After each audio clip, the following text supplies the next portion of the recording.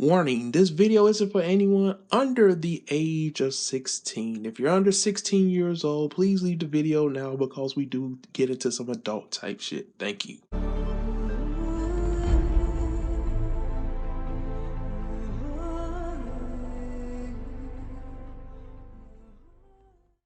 Hey, what's up, ladies and gentlemen? This is your boy CharlesISanimeWorld, and welcome to my review of Undead Unluck Chapter 19. Now, like always, this will be an audio review, so just have me playing in the background while you take care of anything else that you might need to take care of. I don't mind. I honestly don't.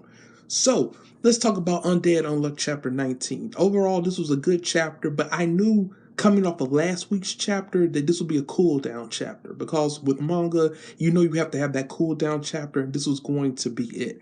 So, I love the reunion first and foremost. You know, with Andy and Fuko, I really loved that because we last left off with Fuko inserting the card back into Andy's head and seeing what was going to happen next, and you could see the water coming into the crevice, the hole that was made from the meteorite shower. Yes, I'm still a little pissed off that we got yet another meteorite. I really wish they could have did something else with Fuko's unluck. You know, the mangaka, he can do so much more. You could have had something take place, like I said last week. You could have had a lizard or something find some old bombs that were planted underneath ground, and then, you know, he steps on one or pulls one or something like that, and then they all explode or something like that. But yet another meteorite. I don't want to see meteorites for a while now, because this is the second time we're getting meteorites. But anyway, you know, then we cut back to Fuko waking up sometime later on, covered with manga around her, you know, and a little stuffed animal. And Andy saying, hey, this, you know, shoujo stuff or this manga stuff, you know, whatever, I'm paraphrasing here, isn't that half bad.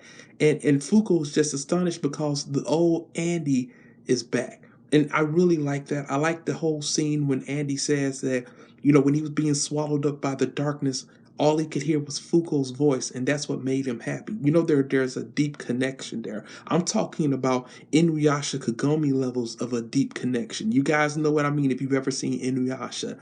And what really sealed it for me was the pat on the head and him actually thanking Fuko by using her real name. You know, that really sold everything for me. Later on in this chapter, the Apocalypse book makes its return. And I'm telling you guys, this book is just, it's pure evil. This shit is pure evil. It really is. But anyway, everyone completed their task in the Union except for one, okay? They were unable to capture the Negator unseen. And because of that, they had a penalty. And the penalty was that was added was the Uma Galaxy. And this dude Galaxy looks troublesome, to say the least. And that's going to be a problem later on. Uma Galaxy. I thought Spoil was bad, but this Galaxy dude, you can literally see like the planets and everything within inside of his body. He's going to definitely be trouble later on. But let's talk about the rewards real quick from this chapter. So, we have the addition of an 11th seat to the Union, which is cool. So new members, okay.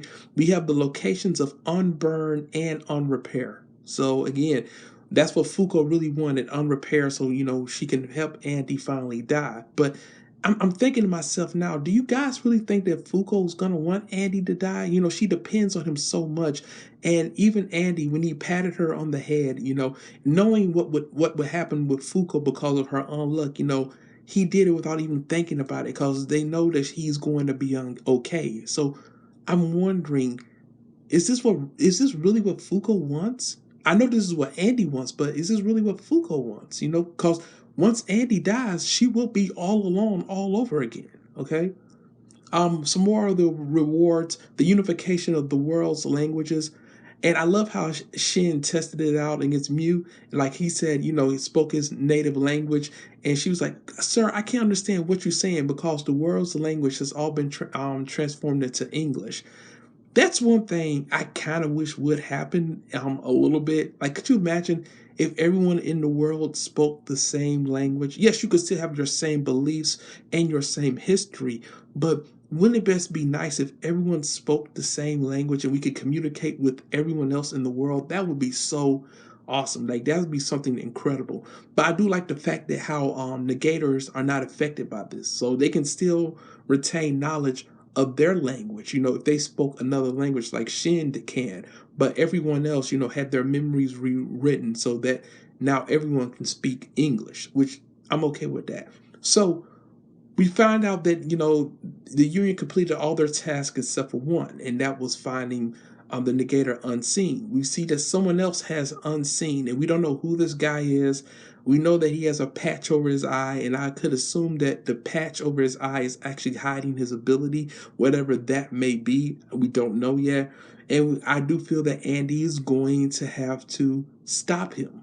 So, overall, guys, great chapter of Undead Unluck chapter 19. I enjoyed it for what it was. I knew this was going to be a cool down chapter, so I wasn't expecting too much from this chapter or a big revelation. We have our new villain in sight, whoever this person is that has Unseen. But again, guys, thank you so much. That's been my review for this week. I will catch you next week, and hey, sayonara, suckers.